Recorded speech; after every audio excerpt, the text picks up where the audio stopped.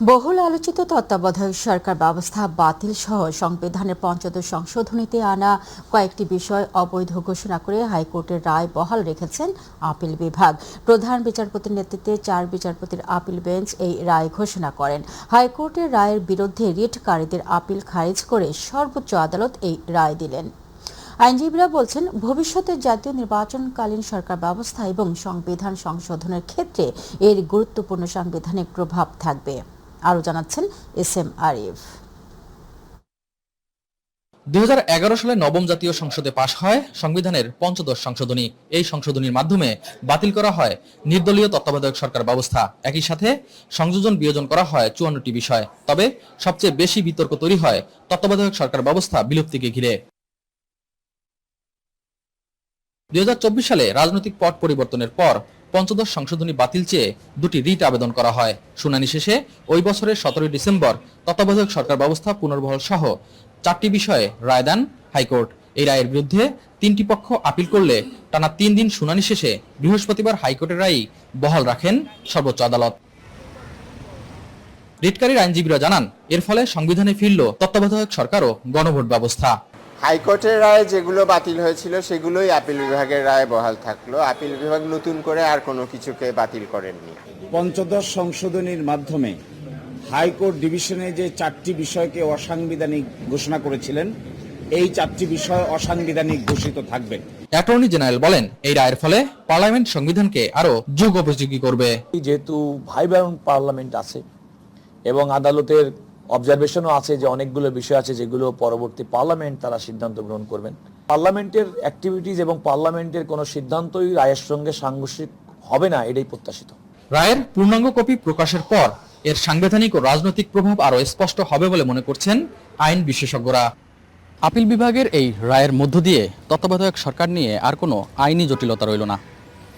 জাতীয় সংসদ চাইলে এই রায়ের আলোকে তত্ত্বাবধায়ক সরকার ব্যবস্থায় যে কোনো সংযোজন বিয়োজন করতে পারবেন। এসএম আরিফ, মাই টিভি, সুপ্রিম কোর্ট, ঢাকা। আগামী জাতীয় সংসদ নির্বাচন তত্ত্বাবধায়ক সরকারের অধীনে হবে বলে জানিয়েছেন আইনমন্ত্রী মোহাম্মদ আসাদুজ্জামান। সচিবালয়ে নিজ দপ্তরে সংবিধানের পঞ্চদশ সংশোধনীর উপর হাইকোর্টের দেওয়া রায় আপিল বিভাগে বহাল রাখা নিয়ে প্রতিক্রিয়া জানাতে গিয়ে এই কথা জানান তিনি। আরও জানাচ্ছেন রাকিব হাসান। তত্ত্বাবধায়ক সরকার ব্যবস্থা বিলুপ সহ বেশ কিছু বিষয় পরিবর্তন করে আনা সংবিধানের পঞ্চদশ সংশোধনী নিয়ে হাইকোর্টের রায়ের বিরুদ্ধে করা আপিল খারিজ করে দিয়েছে দেশের সর্বোচ্চ আদালত। আপিল বিভাগের দেয়া এই রায়ের প্রতিক্রিয়া জানিয়ে আইনমন্ত্রী মোহাম্মদ আসাদুজ্জামান বলেন, সংবিধানের পঞ্চদশ সংশোধনীর যেসব ধারা উচ্চ আদালত অবৈধ ঘোষণা করেছেন সেগুলো সংবিধান সংশোধনের মাধ্যমে পরিবর্তন করা হবে। হাইকোর্টের রায় বহাল আছে, আর বাকি যেগুলো আছে সেগুলো আমরা সংবিধান সংশোধনীর মাধ্যমে যা যা পদক্ষেপ নেওয়া দরকার আমরা পার্লামেন্টের সামনে প্লেস করব এবং সেই অনুসারে করব। এবং সেখানে আমাদের এই সংশোধনীগুলো আনতে আমাদের মুখ্য বিবেচ্য বিষয় থাকবে জুলাই চার্টার। পাবলিক কনসালটেশনের মধ্য দিয়েই আমরা সংসদে বিল আনব। তত্ত্বাবধায়ক সরকার ব্যবস্থা বিএনপির রাজনৈতিক অঙ্গীকার উল্লেখ করে তিনি জানান, আগামী জাতীয় সংসদ নির্বাচন হবে তত্ত্বাবধায়ক সরকারের অধীনে। এটা আমাদের রাজনৈতিক অঙ্গীকার। আপনারা জানেন তত্ত্বাবধায়ক সরকার এটা বিএনপির আন্দোলনের ফসল এবং বিএনপি এটার জন্য বিগত 16-17 বছর ধরে সংগ্রাম করেছেন। বেগম খালেদা জিয়ার নেতৃত্বে দেশ বাঁচাও মানুষ বাঁচাও যে স্লোগান দিয়ে আমরা নিরন্তর সংগ্রামের পথে হেঁটেছিলাম, সেই পথে হাঁটার মুখ্য লক্ষ্য ছিল যে আমার ভোট আমি দেব, যাকে খুশি তাকে দেব। এবং সেই প্রক্রিয়ায় ফেরার জন্য তত্ত্বাবধায়ক সরকারের বিকল্প কোনো পথ ছিল না। আমরা সেই জায়গাটা রাজনৈতিকভাবে অঙ্গীকারবদ্ধ। গণভোট এবং সংবিধানের 123 অনুচ্ছেদ সহ নির্বাচন সংক্রান্ত বিধান পরিবর্তনের বিষয়ে সাংবাদিকদের প্রশ্নের জবাব দেন আইনমন্ত্রী। যে যে জায়গায় রিপ্লেস দরকার, যে যে জায়গায় সংস্কার দরকার, যে যে জায়গা সংযোজন সংশোধন পরিবর্ধন পরিমার্জন দরকার, সব জায়গায় আমরা চেষ্টা করব। রাকিব হাসান, মাই টিভি, ঢাকা। রায়ের 54টা বিষয়। টানা ভারী বর্ষণে বিপর্যস্ত পার্বত্য অঞ্চল, আবারও প্রাণ কাড়ল পাহাড় ধস। বান্দরবানের লামায় একই এলাকায় পৃথক 2 পাহাড় ধসে প্রাণ গেছে 2টি পরিবারের 5 জন সদস্যের।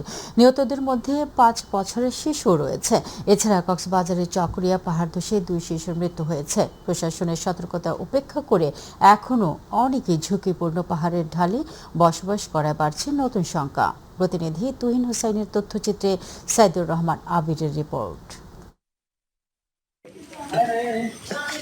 ভোরের নিস্তব্ধতা ভেঙে মুহূর্তেই নেমে আসে মৃত্যু। বান্দরবানের লামা উপজেলার আজিজনগর ইউনিয়নের মিশন পাড়ায় টানা বৃষ্টির মধ্যে পাহাড় ধসে মাটি চাপা পড়ে একই পরিবারের 3 জনের মৃত্যু হয়। নিহতরা হলেন মোহাম্মদ ইউনুস, তার স্ত্রী রানু আক্তার এবং তাদের 5 বছরের ছেলে স্লোয়েমান।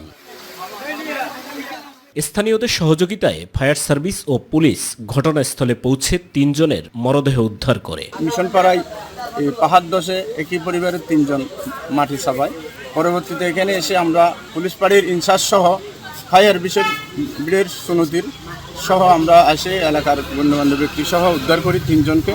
অতিবৃষ্টির কারণে গাছ গোছালা সহ পাহাড় ভেঙে এসে 2 পরিবারের একই পরিবারের স্বামী স্ত্রী এবং সন্তান 3 জন নিহত এবং অপর পরিবারের স্বামী স্ত্রী 2 জনে নিহত। এর প্রায় 1.5 ঘন্টা পর একই এলাকার আরেকটি পাহাড় ধসে প্রাণ হারান স্বামী স্ত্রী মোহাম্মদ জুয়েল ও কুলসুমা আক্তার। একতলা পাকা ঘরে ঘুমিয়ে থাকা অবস্থায় মাটি ও দেয়ালের নিচে চাপা পড়ে তাদের মৃত্যু হয়। টানা বৃষ্টিপাতের ফলে পাহাড়গুলো অনেকটাই নরম হয়ে গেছে। আমরা গত 3 দিন ধরে আমরা অনবরত মাইকিং করছি, তাদেরকে বারবার বলছি তারা যেন চলে আসে। এদিকে লামা উপজেলা লাগোয়া কক্সবাজারের চকরিয়ায় পাহাড় ধসে 2 শিশুর মৃত্যু হয়েছে।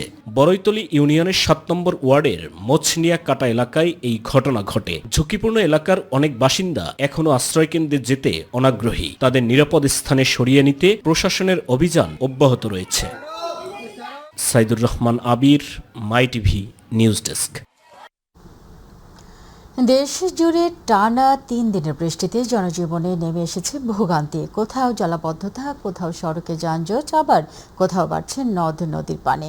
আবহাওয়া অধিদপ্তর বলছে সক্রিয় মৌসুমি বায়ু ও সুস্পষ্ট লঘুচাপের প্রভাবে আগামী 2 দিন দেশের 8 বিভাগে ভারী থেকে অতি ভারী বৃষ্টিপাত অব্যাহত থাকবে। এই কারণে দেশের 4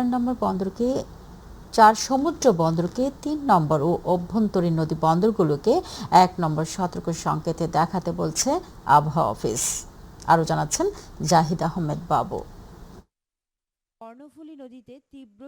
টানা 3 দিন ধরে দেশের বিভিন্ন অঞ্চলে অবিরাম ভারী বৃষ্টিপাত হওয়ায় রাজধানী সহ দেশের অনেক স্থানে দেখা দিয়েছে জলাবদ্ধতা। এদিকে অতিবৃষ্টির কারণে চট্টগ্রাম বিভাগের বিভিন্ন পাহাড়ি এলাকায় ইতিমধ্যেই পাহাড় ধসের ঘটনাও ঘটেছে। আর তাই আবহাওয়া অধিদপ্তর বলছে আগামী আরো 2 দিন ভারী থেকে অতি ভারী বৃষ্টিপাতের প্রবণতা অব্যাহত থাকতে পারে। আগামী 48 ঘন্টার জন্য দেশের সবকটি বিভাগেই ভারী বর্ষণের সতর্কতা দেয়া আছে এবং এভাবে যথেষ্ট বৃষ্টি হচ্ছে গত কয়েকদিন ধরে। ফলে পাহাড়ি অঞ্চলে নতুন করে পাহাড় ধসের ঝুঁকি রয়েছে বলে সতর্ক করছেন আবহাওয়াবিদ আব্দুল হামিদ মিয়া। বিষয়টা হলো যে অতিরিক্ত বর্ষণ হলে ওখানে আপনার মাটিটা আগলা হয়ে যায়, তখন সেখানে একটা লুজ হয়ে যায়, ল্যান্ডস্লাইডের একটা পসিবিলিটি থাকে। আমরা ওয়ার্নিং দিয়ে থাকি, এটা স্থানীয় যে প্রশাসন আছে ওনারা এই বা দুর্যোগ মন্ত্রণালয় বা স্থানীয় যে প্রশাসন আছে ডিসি ওনারা এই বিষয়ে ব্যবস্থা করবে। আর আবহাওয়া অফিস বলছে বঙ্গোপসাগরের সৃষ্ট সুস্পষ্ট লঘুচাপ এবং সক্রিয় মৌসুমী বায়ুর প্রভাবে আগামী 2 দিন ভারী বর্ষণের সম্ভাবনা রয়েছে। ভারী বর্ষণের কারণে যেমন ইতিপূর্বে চিটাগাং বড় বড় শহর যেগুলোতে আছে, চিটাগাং ঢাকার শহরগুলোতে যেমন অস্থায়ী জলাবদ্ধতা বা চিটাগাংয়ের যে হিলি রিজিয়নে বৃষ্টিপাতে অনেক কয়েকদিন ধরে বৃষ্টি হচ্ছে, ওখানে ল্যান্ডস্লাইড হয়েছে এবং আরও হওয়ার পসিবিলিটি আছে ভারী বৃষ্টির কারণে।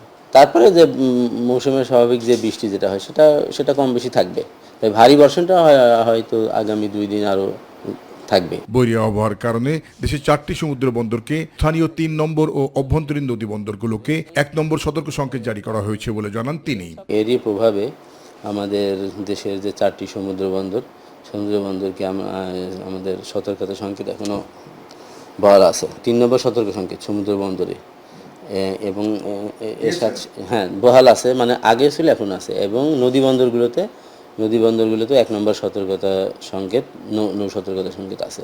জাহিদ আহমেদ বাবু, মাই টিভি, ঢাকা। বসবাসের অযোগ্য শহরের মধ্যে 3য় অবস্থানে থাকা রাজধানী ঢাকার পরিবেশ দূষণ রোধে জরুরি বলে উল্লেখ করেছেন প্রধানমন্ত্রী তারেক রহমান। তিনি বলেছেন সকল প্রাণী যেন স্বাভাবিকভাবে বেঁচে থাকতে পারে, তাই পরিবেশকে সেভাবে গড়ে তোলার চেষ্টা করতে হবে। অপরিকল্পিত শিল্পায়ন রোধ করতে সমন্বিত উদ্যোগ প্রয়োজন বলেও মন্তব্য করেন প্রধানমন্ত্রী তারেক রহমান। জাতীয় বৃক্ষরোপণ অভিযান ও বৃক্ষমেলার উদ্বোধনী অনুষ্ঠানে তিনি এইসব কথা বলেন। ইউসুফ আলী রিপোর্টে বিস্তারিত। বৃক্ষরোপণে সাজাই দেশ, সবার আগে বাংলাদেশ, এ প্রতিপাদ্যকে সামনে রেখে রাজধানীর চিনমৈত্রী সম্মেলন কেন্দ্রে জাতীয় বৃক্ষরোপণ অভিযান ও বৃক্ষমেলার উদ্বোধনী অনুষ্ঠানের আয়োজন করে পরিবেশ, বন ও জলবায়ু পরিবর্তন বিষয়ক মন্ত্রণালয়। পরিবেশ সংরক্ষণ ও পরিবেশের মান উন্নয়নের অনুষ্ঠানে প্রধানমন্ত্রী তারেক রহমান বলেন, রাজধানীতে যে হারে পরিবেশ দূষণ হচ্ছে তা থেকে উত্তরণে সবাইকে কাজ করতে হবে। বিশ্বে বসবাসের অযোগ্য শহরের তালিকায় ৩য় স্থানে বাংলাদেশের রাজধানী ঢাকা। আমার মনে হয় এই বিষয়টি নিয়ে আমাদের সকলের সিরিয়াসলি না, ভেরি ভেরি সিরিয়াসলি বোধহয় চিন্তা করার সময় চলে এসেছে। তিনি বলেন, পরিবেশ রক্ষায় বন উজাড়, পাহাড় কাটা, জলাশয় ভরাট ও নদী দূষণ বন্ধ করতে হবে। আরেকটা বিষয় বোধহয় আমাদের একটু সতর্ক থাকা প্রয়োজন। জনসংখ্যা বৃদ্ধি, জলবায়ু পরিবর্তন, অপরিকল্পিত নগরায়ন এবং নদী ও জলভূমি ভরাট এবং বন উজাড় সহ নানা কারণে জীববৈচিত্র্য হুমকির মুখে পড়ছে। বর্তমান সরকারের লক্ষ্য একটা সবুজ, পরিচ্ছন্ন, জলবায়ু সহনশীল, টেকসই বাংলাদেশ প্রতিষ্ঠা করা। সবুজ বসতি গড়ে তুলতে শুধু নতুন করে গাছ লাগানো নয়, সেটি যাতে স্বাভাবিকভাবে বেড়ে উঠতে পারে সে ব্যবস্থা করতে হবে বলে উল্লেখ করেন প্রধানমন্ত্রী। যথানিয়মে সকল সৃষ্টির যত্ন এবং পরিচর্যা করা আমরা যারা মানুষ তাদের বা মানব সমাজের দায়িত্ব। প্লাস্টিকের ব্যবহার কমিয়ে পরিবেশ বান্ধব সামগ্রী ব্যবহারের উপর গুরুত্ব দিতে হবে বলেও উল্লেখ করেন তিনি। আমরা যখন হাইওয়েগুলো দিয়ে যদি যাই এবং হাইওয়ের দুপাশের অবস্থাগুলো যদি দেখি, দুপাশে মিল ইন্ডাস্ট্রি আছে, অবশ্যই সেটা একটি ভালো বিষয়, কিন্তু মিল ইন্ডাস্ট্রির কারণে সবকিছু মিলিয়ে দুপাশের রাস্তার যে অবস্থা, এটি আপনাদের প্রত্যেকেরই চোখে পড়েছে। আমার মনে হয় কোনো একটি সভ্য দেশে, একটি সিভিলাইজ দেশে এরকম পরিস্থিতি বোধহয় হওয়ার কারণ নয়। এই অবস্থা তৈরির জন্য কম বেশি আমরা যেরকম সকলেই দায়ী, আমি ব্যক্তিগতভাবে মনে করি আমরা সকলে চেষ্টা করলে এই অবস্থার পরিবর্তনটি আমরা করতে পারবো। এর আগে পরিবেশ রক্ষায় অবদানের জন্য বিভিন্ন ব্যক্তি ও প্রতিষ্ঠানের হাতে সম্মাননা ও পুরস্কার তুলে দেন প্রধানমন্ত্রী তারেক রহমান। নাগরিকত্ব প্রদান করেছে।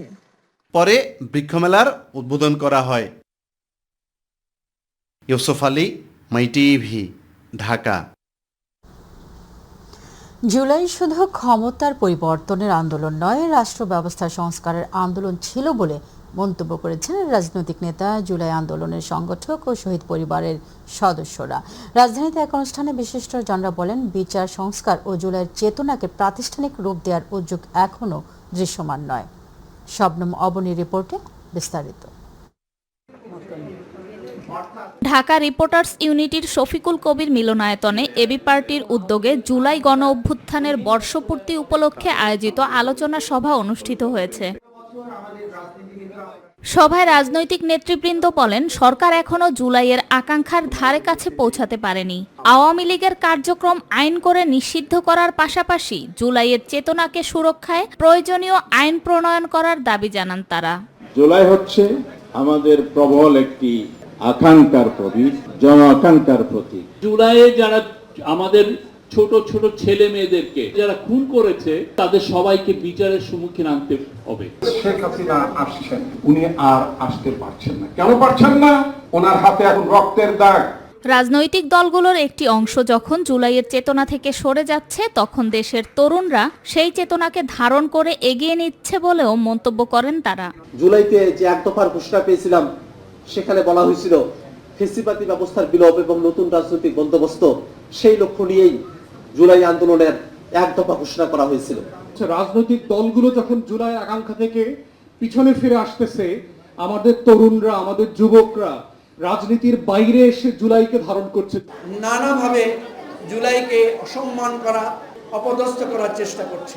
এ সময় জুলাই অভ্যুত্থানে নিহতদের পরিবারের সদস্যরাও অভিযোগ তোলেন বিচারহীনতার। বলেন, বিচারের আশ্বাস মিললেও তার কার্যকারিতা নেই। আদৌ কি আমরা মুক্তি পেয়েছি? আজকে 2 বছর হয়ে গেল জাবির নেই। আমার 1400 শহীদ পরিবার আজকে কান্না করছে তাদের শহীদ বাচ্চাদের জন্য, কারণ তারা আজও বিচার পায়নি। গণভোটের রায় বাস্তবায়ন ও সংস্কার কার্যকর না হলে জনগণকে রাজপথে আন্দোলনের মাধ্যমে দাবি আদায় করতে হবে বলেও মন্তব্য করেন বিশিষ্টজনরা। শবনম অবনী, মাই টিভি, ঢাকা। স্থানীয় সরকার নির্বাচনের ঘোষণার জন্য বিএনপি সরকারকে ধন্যবাদ জানালেও জাতীয় নির্বাচনের মতো সরকার থেকে শুরু করে প্রশাসন কেউ যদি স্থানীয় নির্বাচনও ছিনিয়ে নেবার চেষ্টা করে এই বাংলাদেশে সেটা আর সম্ভব হবে না বলে হুঁশিয়ারি দিয়েছেন জাতীয় নাগরিক পার্টির মুখ্য সংগঠক সার্জিস আলম। বিকেলে সিরাজগঞ্জের উল্লাপাড়ায় জুলাই গণ অভ্যুত্থানের দ্বিতীয় বর্ষপূর্তি উপলক্ষে জাতীয় নাগরিক পার্টির দেশ গড়তে জুলাই জাগরণ শীর্ষক পদযাত্রা ও সমাবেশে প্রধান অতিথির বক্তব্যে তিনি এসব কথা বলেন। সমাবেশে জাতীয় নাগরিক পার্টির যুগ্ম আহ্বায়ক সারওয়ার তুষার, যুগ্ম সদস্য সচিব মাহিন সরকার সহ বিভিন্ন পর্যায়ের নেতাকর্মীরা উপস্থিত ছিলেন। এর আগে একটি পদযাত্রা উল্লাপাড়া বিজ্ঞান কলেজ থেকে শুরু করে শহরে মুক্ত মঞ্চের সমাবেশ স্থলে যায়।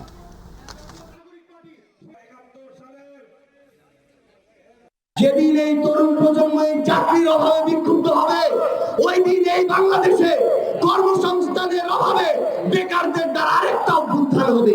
সরকার থেকে শুরু করে প্রশাসন কেউ যদি বিন্দু মাত্র চেষ্টা করে স্থানীয় নির্বাচন ইঞ্জিনিয়ারিং এর চেষ্টা করবে, এই বাংলাদেশে সেটা আর কোনোদিন সম্ভব না।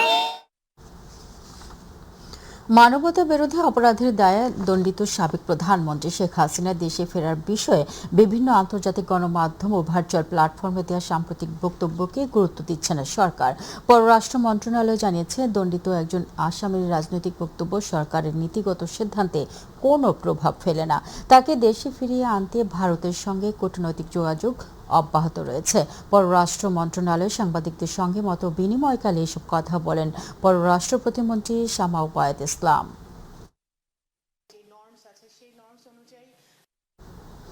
চট্টগ্রাম ২ আসনে বিএনপি নির্বাচিত প্রার্থী সারওয়ার আলমগীরের প্রার্থিতা বৈধ বলে রায় দিয়েছেন হাইকোর্ট। এর ফলে শপথ নিতে আইনগত বাধা নেই। হাইকোর্টের বিচারপতি ফাহমিদা কাদের ও বিচারপতি মোহাম্মদ আসিফ হাসানের সমন্বয়ে গঠিত বেঞ্চ এই রায় দেন। গত ১২ ফেব্রুয়ারি ত্রয়োদশ জাতীয় সংসদ নির্বাচন অনুষ্ঠিত হয়। এতে চট্টগ্রাম ২ আসনে বিএনপির প্রার্থী সারওয়ার আলমগীর অংশ নেন। তবে নির্বাচনে তার ফলাফল প্রকাশ সুপ্রিম কোর্টের সিদ্ধান্তে স্থগিত রয়েছে। এছাড়া সম্প্রতি ১৩০ জন হাজির লাগেজ চুরির ঘটনা ও বিমানবন্দরে অন্যান্য লাগেজ চুরির ঘটনা তদন্ত করতে বিমান মন্ত্রণালয় সচিবকে একটি কমিটি করার নির্দেশ দিয়েছেন হাইকোর্ট। ১ মাসের মধ্যে তদন্ত রিপোর্ট দাখিল করতে হবে।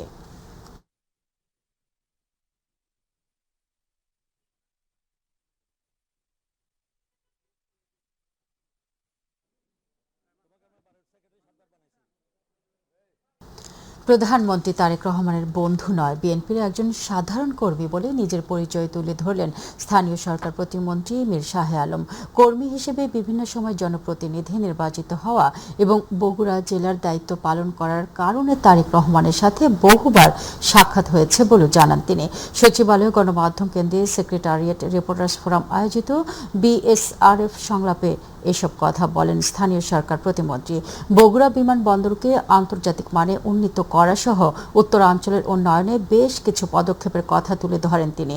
এই বছরই স্থানীয় সরকার নির্বাচন হবে জানিয়ে স্থানীয় সরকার প্রতিমন্ত্রী বলেন, নির্বাচনের জন্য বাজেটে পর্যাপ্ত বরাদ্দ রাখা হয়েছে। কিছু কিছু নিউজ আসে, আমি মাঝখানে একটা সাক্ষাৎকারে বলেছি যে তারেক রহমানের বন্ধু মীর শাহ আলম দুর্নীতি করে, তারেক রহমানের বন্ধু মীর শাহ আলমের সম্পদ 8 গুণ বাড়ল। কোনো কারণেই কোনোভাবেই আমাদের শ্রদ্ধেয় নেতা মাননীয় প্রধানমন্ত্রী তারেক রহমানের আমি বন্ধু না। তিনি আমাকে চেনেন, ব্যক্তিগতভাবে জানেন, এইটুকুই তার সাথে আমার সম্পর্ক। উপজেলা স্বাস্থ্য কমপ্লেক্সে দীর্ঘ লাইনে অপেক্ষা না করে নগরবাসী যেন সহজে প্রাথমিক স্বাস্থ্যসেবা পায় সেই লক্ষ্যে ১৯২টি নগর স্বাস্থ্য কেন্দ্রের মাধ্যমে সেবা সম্প্রসারণের উদ্যোগ নিয়েছে সরকার। এতে বিশেষ করে নিম্ন আয়ের মানুষের দোরগোড়ায় স্বাস্থ্যসেবা পৌঁছে দেওয়া আরও সহজ হবে বলে জানিয়েছেন স্বাস্থ্যমন্ত্রী সর্দার সাখাওয়াত হোসেন। রাজধানীর একটি হোটেলে নগর এলাকায় প্রাথমিক স্বাস্থ্যসেবা সম্প্রসারণ শীর্ষক আলোচনা সভায় এইসব কথা বলেন তিনি। জানান, সরকার প্রধান লক্ষ্য দেশের প্রতিটি নাগরিকের জন্য মানসম্মত প্রাথমিক স্বাস্থ্যসেবা নিশ্চিত করা। চিকিৎসার অভাবে যেন কোনো মানুষের প্রাণহানি না ঘটে সেই লক্ষ্যে স্বাস্থ্যসেবার পরিধি বাড়ানো হচ্ছে। খুলনা পুরাতন জেলা কারাগার থেকে ইমন মাঝি নামে এক বন্দী পালিয়ে যাওয়ার ঘটনা ঘটেছে। আজ বিকেলে তিনি কারাগারের মহিলা ওয়ার্ড সংলগ্ন বাথরুমের উপর থেকে সীমানা প্রাচীর টপকে পালিয়ে যান। কারা সূত্রে জানা গেছে, পালিয়ে যাওয়া বন্দী মোহাম্মদ ইমন মাঝির পিতার নাম আব্দুল মাঝি। তার বাড়ি খুলনা মহানগরের লবণচড়া এলাকায় বসবাস করতেন। জানা যায়, ইমন মাঝি দায়ের হওয়া একটি চুরির মামলার আসামি। তিনি 13 জুন 2026 থেকে খুলনা জেলা কারাগারে বন্দী ছিলেন। এদিকে ঘটনার পরপরই কারা কর্তৃপক্ষ বিষয়টি ঊর্ধ্বতন কর্তৃপক্ষ ও আইন শৃঙ্খলা বাহিনীকে অবহিত করে। পলাতক বন্দীকে গ্রেপ্তারে অভিযান শুরু হয়েছে বলে সংশ্লিষ্ট সূত্র জানিয়েছে। এই বিষয়ে কারা কর্তৃপক্ষের পক্ষ থেকে প্রয়োজনীয় আইনগত ব্যবস্থা গ্রহণের পাশাপাশি ঘটনাটি তদন্ত করা হচ্ছে বলে জানিয়েছে সংশ্লিষ্টরা।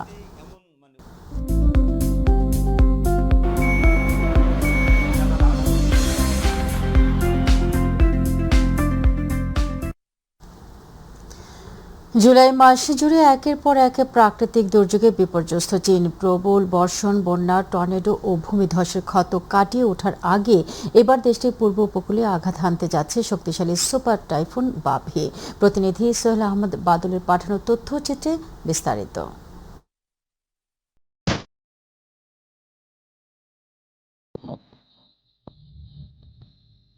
দক্ষিণ চীনের গুয়াংশি অঞ্চলে ক্যাপিটাল স্টর্ম মাইসাক এর প্রভাবে ভয়াবহ বন্যায় 6 জন নিহত, 11 জন নিখোঁজ, প্রায় 3,75,000 মানুষ ক্ষতিগ্রস্ত এবং 1,30,000-এর বেশি মানুষকে নিরাপদ আশ্রয় সরিয়ে নেওয়া হয়েছে। শত শত জলাধার ক্ষতিগ্রস্ত হয়েছে এবং হাজার হাজার উদ্ধারকর্মী এখনো উদ্ধার ও ত্রাণ কার্যক্রম চালিয়ে যাচ্ছেন। অন্যদিকে মধ্য চীনের হুবেই প্রদেশে বিরল শক্তিশালী টর্নেডোতে 11 জন নিহত, 3 শতাধিক মানুষ আহত এবং প্রায় 5,000 বাড়িঘর ক্ষতিগ্রস্ত হয়েছে। এছাড়া গানসু প্রদেশে ভূমিধসে 21 জনের মৃত্যু হয়েছে। ক্ষতিগ্রস্ত এলাকাগুলোর পুনর্বাসনে অতিরিক্ত ত্রাণ তহবিল বরাদ্দ করেছে চীনের কেন্দ্রীয় সরকার। এমন পরিস্থিতির মধ্যেই ঘন্টায় প্রায় 290 কিলোমিটার পর্যন্ত দমকা বাতাস নিয়ে সুপার টাইফুন বাবি তাইওয়ানের উত্তরাঞ্চল অতিক্রম করে চীনের ফুজিয়ান ও জোজিয়াং উপকূলের দিকে অগ্রসর হচ্ছে। আবহাওয়াবিদদের আশঙ্কা, এটি শনিবার নাগাদ স্থলভাগে আঘাত আনতে পারে। সম্ভাব্য ক্ষয়ক্ষতি কমাতে সর্বোচ্চ সতর্কতা জারি করা হয়েছে। উপকূলীয় বাসিন্দাদের সরিয়ে নেওয়া হচ্ছে, মাছ ধরা নৌযান বন্দরে ফিরিয়ে আনা হচ্ছে এবং উদ্ধারকারী দলকে প্রস্তুত রাখা হয়েছে। বিশেষজ্ঞদের মতে, জলবায়ু পরিবর্তনের কারণে চীনের চরম আবহাওয়ার ঘটনা ক্রমেই বাড়ছে। তাই জুলাই মাসেই এই দুর্যোগময় পরিস্থিতি দেশটির দুর্যোগ মোকাবেলার সক্ষমতার জন্য এক বড় পরীক্ষায় পরিণত হয়েছে। সোহেল আহমেদ বাদল, মাই টিভি। প্রবাসীর কর্মজীবনে সুস্থভাবে জীবনযাপন করতে খেলাধুলার বিকল্প নেই। প্রবাসীদের ক্লাব ভিত্তিক 6টি দল অংশগ্রহণে কুয়েতে young star super cup football tournament final খেলায় এই কথা বলেন আয়োজক সংগঠনের নেতৃবৃন্দ। প্রতিনিধি আলামিন রানা জানান, কুয়েতের রিপ্লাই প্লে গ্রাউন্ডে ইয়াং স্টার স্পোর্টিং ক্লাব কুয়েতের সভাপতি মোহাম্মদ সিরাজ শেখের সভাপতিত্বে মোহাম্মদ সুজনের সঞ্চালনায় খেলা পরবর্তী পুরস্কার বিতরণী অনুষ্ঠানে প্রধান অতিথি ছিলেন বাংলাদেশ প্রবাসী ফুটবল ফেডারেশন কুয়েতের সভাপতি জায়েদুর রহমান জায়েদ। বিশেষ অতিথি হিসেবে উপস্থিত ছিলেন বাংলাদেশ প্রেস ক্লাব কুয়েতের সিনিয়র সহ সভাপতি আল আমিন রানা, বিশিষ্ট ক্রীড়া ব্যক্তিত্ব আমিনুল ইসলাম, হুমায়ুন কবির, আব্দুল আলিম, রবিউল ইসলাম, সেলিম বাবুল সহ আরও অনেকে।